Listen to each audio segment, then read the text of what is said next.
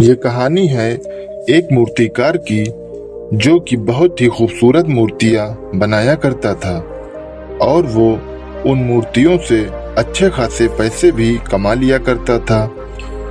एक दिन उसकी खुशी दुगनी हो गई जब उसके घर में बेटा हुआ।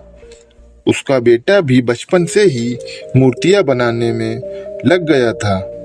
उसका बेटा जैसे ही बड़ा हुआ तो बहुत ही खूबसूरत मूर्तियां बनाने लग गया। बाप अपने बेटे की इस कामयाबी से बहुत खुश हुआ करता था, लेकिन हर बार वो अपने बेटे की मूर्तियों में कुछ न कुछ कमी निकाल ही लेता था। वो कहता था कि ये मूर्तियां बहुत अच्छी बनी हैं, लेकिन अगली बार इस गलती को सुधार लेना। बेटा भी अपने पिता की बात को मान लेता था और जब दूसरी मूर्ति बनाता था तो अपने पूरे दिल से बनाया करता था और इस तरह वो अपनी मूर्तियों में सुधार करते करते इतना आगे बढ़ गया कि उसकी मूर्तियां बहुत ही ज्यादा कीमत में बिकनी शुरू हो गई और उसके बाप की मूर्तियां वही पुरानी कीमत में बिकती थी। लेकिन अब भी उसका बाप उसकी मूर्तियों में कुछ न कुछ कमियां निकाल ही लेता था। बेटे को अब ये सब अच्छा नहीं लगने लगा था, लेकिन फिर भी वो अपने बाप की सलाह मानकर उस मूर्ति में सुधार कर ही लेता था। लेकिन एक दिन उसके बेटे के सब्र ने इम्तिहान दे ही दिया और अपने बाप से कहा कि आप तो ऐसा कहते हैं जैसे कि आप बहुत ही बड़े मूर्तिकार हैं। अगर आप बहुत बड़े मूर्तिकार होते तो आपकी मूर्तियां मेरी मूर्तियों से कम कीमत में नहीं बिकती।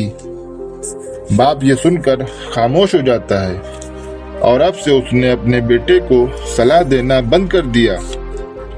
कुछ दिन तो बेटा खुश रहा, लेकिन कुछ दिनों बाद उसने यह महसूस किया कि लोग अब मेरी मूर्तियों को ज्यादा पसंद नहीं कर रहे हैं और मेरी मूर्तियों को अब पहले जैसे दाम भी नहीं मिल रहे हैं।